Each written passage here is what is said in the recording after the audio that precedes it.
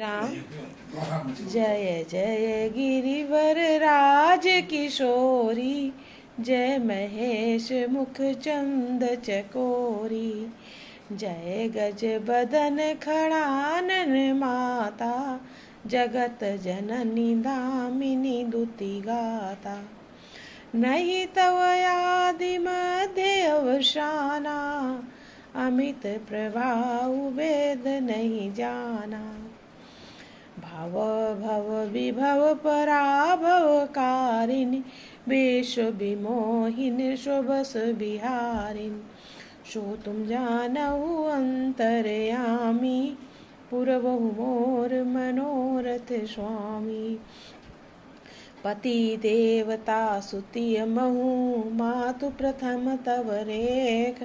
महिमा अमित न सकहि कही, सहस शारदा शेष। सो तुम जानहु अंतरयामी, पुरवहु मोर मनोरथ स्वामी। सेवत तो ही सुलभ फलचारी, वरदायनी पुरारी प्यारी।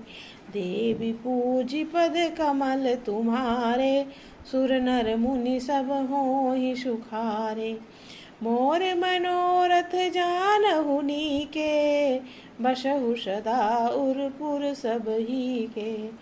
कीन्हु प्रगट न कारण तेहि, अस कहि चरण गए वैदेही।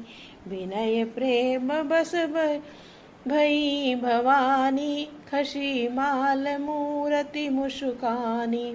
सादर सिय प्रसाद सिर धरेऊ, बोली गौरी हर सुहिय भरेऊ। सुनु सिय सत्य शीश हमारी, पूजी है मन कामना तुम्हारी। नारद बचन सदा सुचि साचा, सोबरु मिलहि जाहि मनु राचा। मनु जाहि राचो मिलहि सोबरु, सहज सुंदर सावरो। करुणा निधान सुजान शीलु, स्नेह जानत रावरो। यही भांति गौरी असीस सुनि, सिय सहित ही हर्षियली।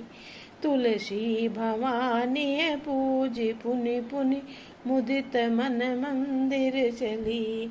सो तुम जानहु अंतरयामी, पुरवहु मोर मनोरथ स्वामी।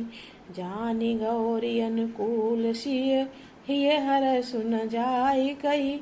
मंजुल मंगल मूल, बाम अंग फरकन लगे। सो तुम जानहु अंतरयामी, पुरवहु मोर मनोरथ स्वामी। हृदय सराहत शील नाई, गुरु समीप गवने दो भाई। राम कहा सब कौशिक पाही, सरल स्वभाव छुअत छल नाही। सुमन पाई मुनि पूजा कीनी, पुनि आशीष दुहाइन दीनी। सुफल मनोरथ हों तुम्हारे, राम लखन सुनि भये सुखारे। सो तुम जानहु अंतरयामी, पुरवहु मोर मनोरथ स्वामी। हे श्रेष्ठ पर्वतों के राजा, हिमाचल की पुत्री पार्वती, आपकी जय हो जय हो। हे महादेव जी के मुख्य रूपी चंद्रमा की ओर टकटकी लगाकर देखने वाली चकोरी, आपकी जय हो। के हाथी के मुख वाले गणेश जी और 6 मुख वाले स्वामी कार्तिक जी की माता, हे जगजननी, हे बिजली की सी कांति युक्त शरीर वाली, आपकी जय हो। आपका न आदि है, न मध्य है, न अंत है। आपके असीम प्रभाव को वेद भी नहीं जानते। आप संसार को उत्पन्न, पालन और नाश करने वाली हैं। विश्व को मोहित करने वाली हैं। स्वतंत्र रूप से विहार करने वाली हैं।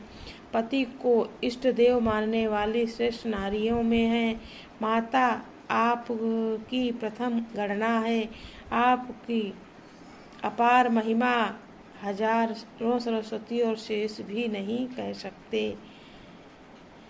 त्रिपुर के शत्रु शिवजी की प्रिय पत्नी आपकी सेवा करने चारों फल सुलभ हो जाते हैं। देवी आपके चरण कमलों की पूजा करके देवता, मनुष्य और मुनि सभी सुखी हो जाते हैं।